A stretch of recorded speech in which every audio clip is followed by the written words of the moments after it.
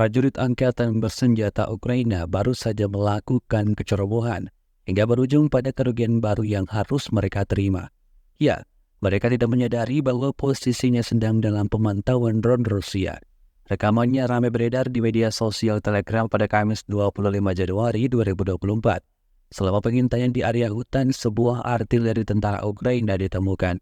Itu karena tentara Ukraina yang seolah memberi petunjuk kepada drone Rusia.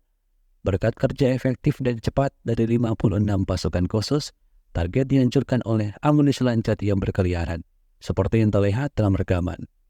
Pasukan khusus Rusia menghancurkan senjata artileri angkatan bersenjata Ukraina. Hingga video ini beredar, beragam komentar dituliskan warganet.